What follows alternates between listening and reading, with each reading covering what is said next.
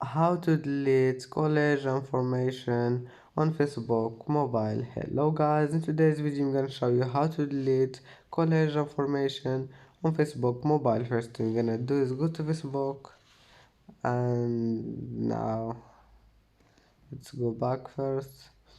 And first thing we're gonna do is click these three lines and then go down and click this one, settings and privacy, and then click settings, and now go down and click profile information, and now click this pen here and click edit scroll, and then click delete scroll and click delete.